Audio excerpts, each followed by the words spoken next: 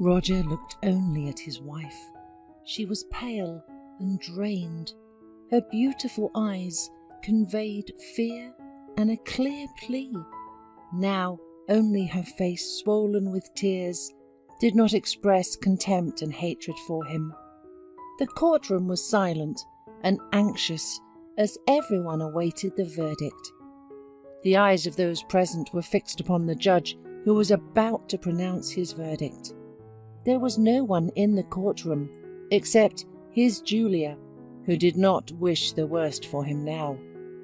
And there was no one in the whole world for Roger except for his beloved wife.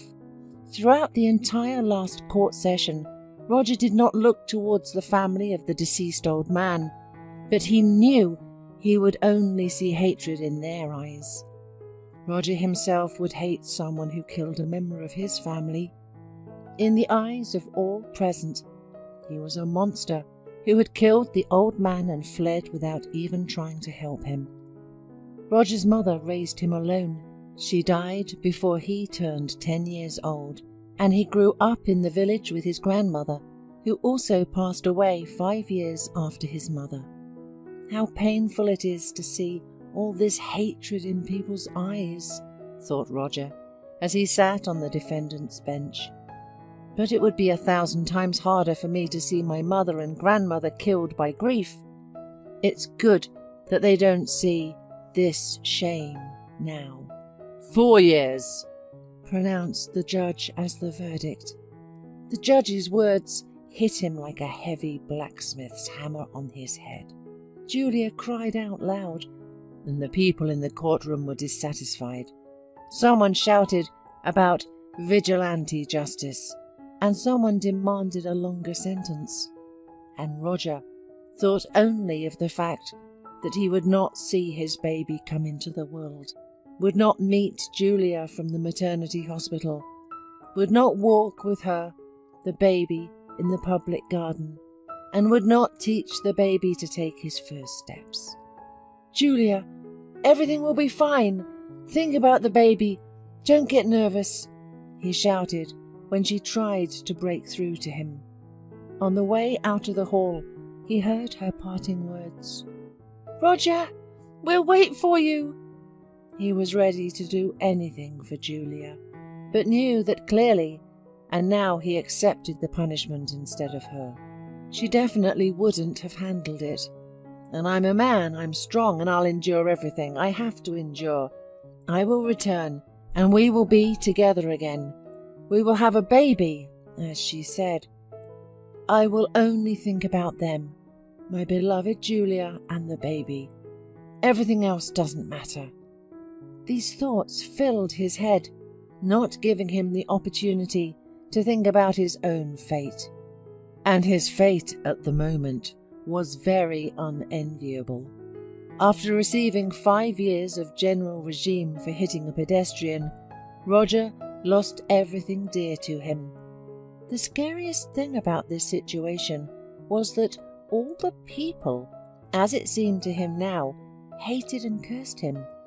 And all his fault was only that he loved and pitied Julia very much. The first night in the prison, where he was brought closer to the evening, passed without any special incidents, although his imagination had already painted him a horrible picture of prison cruelty and lawlessness. To some extent, Roger was lucky. The prisoners with whom he ended up in the same cell were mostly ordinary people who had violated the law out of carelessness or stupidity. Lying in the cell on a hard mattress and staring into the darkness of the night, he replayed everything that had happened to him over the past few months. Roger remembered that terrible night when he was waiting for Julia from a party with her friends and was very worried that she was not answering his calls. He felt like it had just happened yesterday. Roger saw his wife's trembling figure standing on the doorstep that night. She looked crazy and smelled of alcohol. Stammering, she tried to explain something to him. "Roger, it's not my fault. I don't understand how he ended up on the road. Yes, I drank a little at the party, but I didn't want to leave my car there, and he jumped out of the darkness, and I didn't understand where he came from. He remained lying there. I didn't stop, I was scared." Roger couldn't understand what Julia was trying to say to him at the time. It wasn't until later that the meaning of her words finally reached him. Julia had killed a man. This thought didn't allow him to concentrate on anything else. Roger, what will happen to me now?" His wife cried and grabbed his hands. "And if he died, am I a murderer? Oh no!" She looked like a child trying to find protection from someone stronger, an adult. All thoughts in Roger's head were tangled in one huge knot, and he could not understand how to unravel it until Julia said just 2 words. "I'm pregnant. Roger, what will happen to me? I can't go to jail. I just wanted to tell you tonight that I'm pregnant and will have a baby." After hearing this, the knot in Roger's head unravelled by itself, and the solution to the problem became so obvious. "Calm down now. Why didn't you tell me you were pregnant before? I wouldn't have let you go to that party. Why did you drink?" Roger hugged his wife. "If they find your car, I'll tell the police that I was driving tonight and I hit a man." Julia didn't try to dissuade him, she just cried. Roger ran to the garage and inspected the car. There were traces of blood, a dent on the hood, and a cracked bumper. In a hurry, without thinking anything, he tried to wipe with a rag all the prints that Julia could have left in the car. He wiped the steering wheel, door handles, and then, fidgeting and nervous, he started grabbing with his hands all the protruding objects in the car, trying to leave as many of his fingerprints as possible. When the police arrived at the doorstep of their house, Roger already had a clearly formulated proof of his guilt. He didn't even intend to deny that it was his car that hit the man to death that night. Julia pretended to be surprised in front of the police, saying that she didn't even suspect what had happened. She threw herself into her husband's arms when he was taken away. "Roger, what have you done? How could you? We're going to have a baby." She reproached her husband so convincingly that Roger himself began to gradually believe that the death of the old man was solely on his conscience. "What? The boy can't sleep." Roger heard an old voice from the pitch-black darkness of the cell. "I couldn't get to sleep at first either. Don't worry, you'll get used to it." It turned out that his night interlocutor was a strong old man named Richard. Roger told Richard what brought him to prison, not hiding his real story. "Yeah, I messed up big time too." Richard wanted to vent to Roger about his soul. "I've been sitting here for 6 months, and for what? And that scumbag I barely touched. It wouldn't really have hurt to knock him out. I worked as a ranger. Some scoundrels started wreaking havoc in my forest. Whether they were poachers or just idiots having fun, I don't know. They shot a moose once, and the fawn was left without a mother. It would have been fine if they just were hunting for food, but they were just causing damage. They shot swans on the lake, burned squirrels for entertainment. So John, my assistant, and I decided to track them down. John was still a greenhorn. He looked very like my late son. I protected him like he was my own, and those wretches fired at him when he chased after them. I couldn't hold back. I fired once, twice. Who knew the pellets would hit one guy in the soft spot? John was more seriously hurt, and those scumbags didn't even flinch. But now I'm the one who got sentenced. That wounded parasite turned out to be the prosecutor's son. They were just having innocent fun with their friends, they say, and I, the villain, wanted to kill them. And here I am, Don't be afraid, Roger. There are people living here too. Somehow we'll get through this and stand by each other through thick and thin. No one will be able to scare us." And so Roger started serving his sentence. He got used to it over time. Julia called him and passed on messages, promising to come visit him. Roger asked her about their child. He was eager to know whether they were having a boy or a girl. He couldn't wait for their meeting, to put his hand on his beloved's belly and feel their baby kicking. He came up with names and eagerly told Richard about the smart son or little princess he and Julia will have. But one day, his wife gave him unpleasant news. "You won't have a son or daughter. I lost the baby a long time ago. I just didn't want to upset you." Julia's cold, almost indifferent voice washed over him like cold water. "Julia, how could you not tell me? When did this happen?" Roger couldn't gather his thoughts when a cruel suspicion suddenly crept into his mind. "Julia, have you ever been pregnant?" "Think what you want if you don't believe me." His wife responded sharply and hung up. Since then, Julia didn't write or call him and wouldn't answer his calls. Roger couldn't find peace, blaming himself for asking his wife such a cruel, heartless question that undoubtedly hurt a woman who had lost her child. So, when Richard was released from prison, Roger asked him to go to his home first thing and find out how his beloved Julia was doing. He wrote her a letter begging for forgiveness for his cruel accusation, expressing his love for her and asking her to at least let him know how she was doing. A couple of days later, Roger heard Richard's voice on the phone. "Listen, son, don't do anything stupid. I don't know how to tell you this, but your wife seems to have left a long time ago. The house is empty. I asked the neighbours. They say they haven't seen her in 2 years. Apparently, she's moved to the capital. That's not the worst part. The most important thing is that she's alive and well. Thank you, Richard. I'll find her myself when I get out. She's really angry with me, it seems." 2 years had passed. Roger stood in front of a boarded-up, abandoned house, shooing away a nosy neighbour with annoyance. "Don't make up stories, ma'am. You're a well-known fantasist." "You see, Roger, she fooled you. Everyone here knows that. As soon as they put you in the jail, she immediately started an affair with some guy from the city. Go to Megan, her friend from the grocery store. She knows exactly what happened." Listening to the slightly frightened Megan, his wife's former classmate, Roger began to realize that all these years he had been a complete fool. You don't blame her, Roger.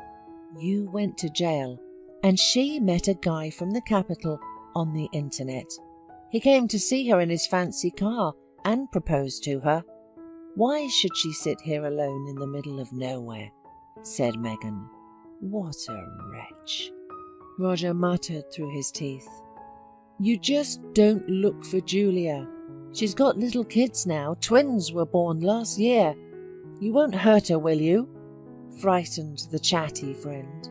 "I've had enough of your Julia," muttered Roger, his head spinning, his throat constricted.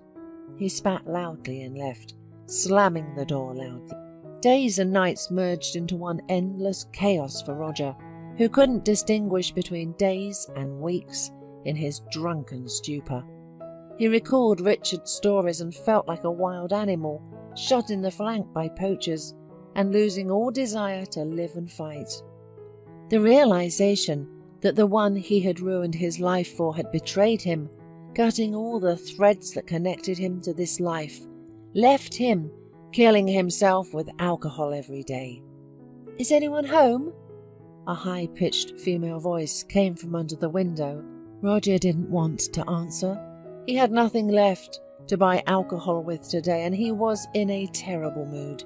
He just lay there staring at the ceiling, hoping that his splitting headache would shut off his consciousness in one moment and he wouldn't think, suffer, or live anymore. "Hey, Roger, are you home?" Someone called persistently under the window. Roger reluctantly pulled himself up to the open window. He looked into the blue eyes of some girl. "What do you want?" he grumbled irritably. "I'm Elaine, your neighbour. I've been wanting to visit you." "You're my neighbour? But you never come to visit me or invite me over." "Elaine? The one who used to beg for apples for my grandma all the time?" Roger tried to remember. "That was a long time ago," Elaine laughed. "You might as well remember the time of the dinosaurs. It's been almost 20 years. "Wow, you've grown up, neighbour. Do you have something to drink by any chance?" Roger decided to take advantage of the girl's friendliness. Elaine became serious and said in a completely different tone, "You've had enough to drink. All the neighbours don't know how to help you. I know you're grieving, but it's no reason to destroy yourself. I'll bring you some hot broth and mint tea. After that, I'll make some herbal tea for you. My grandmother taught me how to help people cope with alcohol addiction. I won't leave you alone. You'll drink some tea now, get some rest, and then we'll go for a walk in the forest. It's so beautiful there. The birds are singing, and you'll forget about your troubles." And so it happened. Elaine took it upon herself to save Roger. She had loved him since childhood, but back then the age difference was too great, and the guy didn't pay any attention to the feisty, funny neighbour girl. But she always remembered him and couldn't watch quietly as he killed himself with alcohol. Every visit from Elaine was like a ray of light in Roger's dark and stuffy life. She brought joy and light into his home, dispelling all the gloomy thoughts with her laughter. Roger changed that day. He quit drinking, got a job, and seriously thought about proposing to Elaine.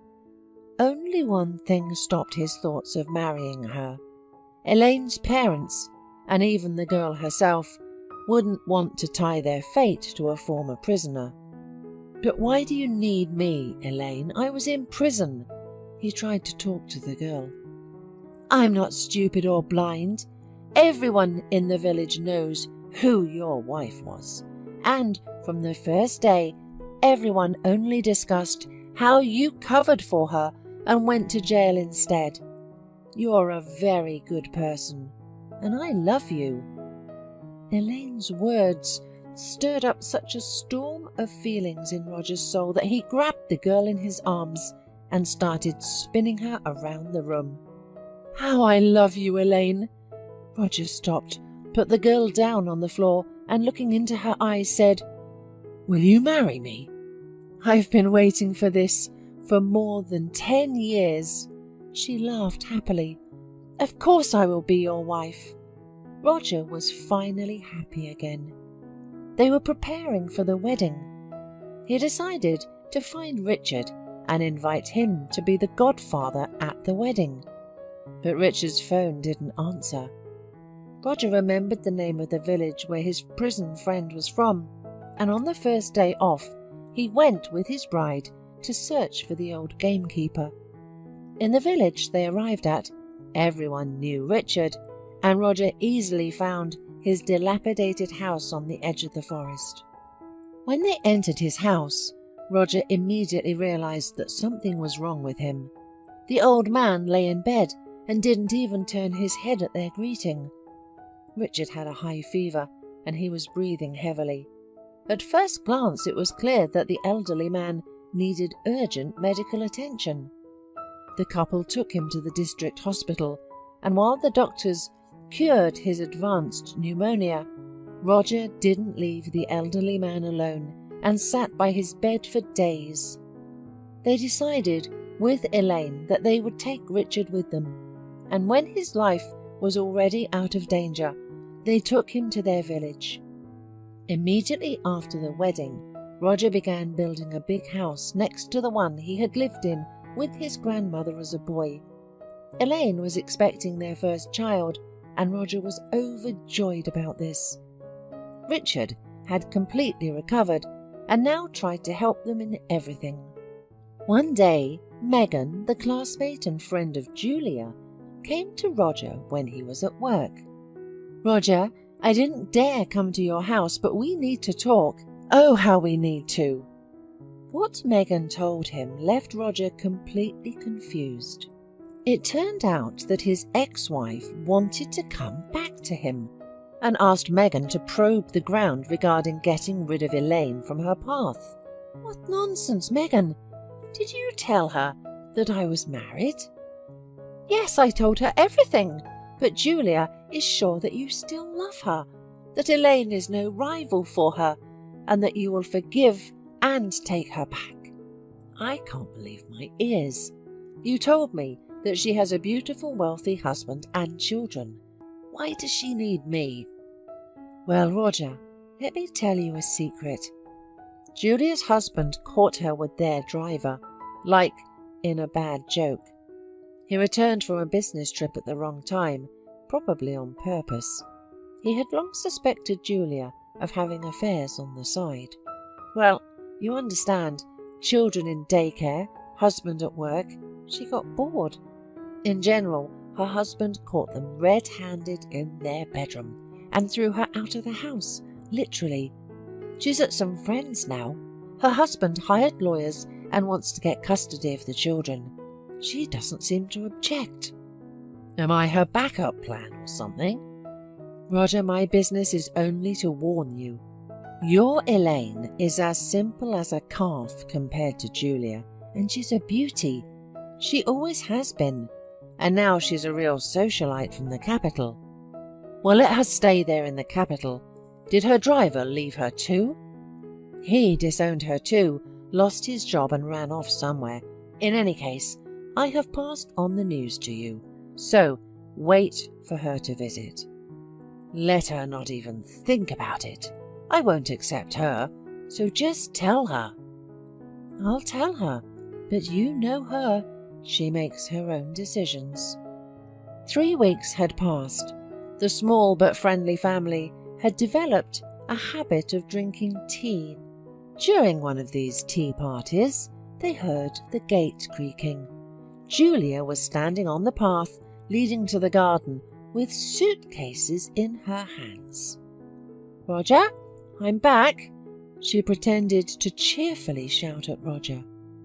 Richard was the first to stand up from the table, while Roger and Elaine, shocked, were trying to figure out what to say and do. "Sweetheart, let's go. I'll accompany you to the gate. Go in peace and don't bother good people," said Richard firmly but politely to the uninvited guest. "You don't understand. This is my home. I used to live here. I have nowhere else to go now. My husband kicked me out. He took away my children and threw me out onto the street. Do you understand? He just got jealous of me out of nowhere and accused me of cheating on him. But Roger, I just made a mistake," Julia replied. "You made a very serious mistake, mate. If you thought you could just appear in Roger's life like this, we won't let you manipulate him again. Leave. This is the last time I'm telling you, and I'm not joking. I already went to jail for shooting one scumbag, and I won't hesitate to do it again for you. I'm itching to beat you up. I'm not afraid of it anymore," Richard warned. Frightened, Julia picked up her suitcases and rushed to the exit. Roger and Elaine looked at the old man with amazement, and he shrugged, smiled, and asked, "What's wrong? Am I wrong? Let's have some tea, or it'll get completely cold." And they all laughed together.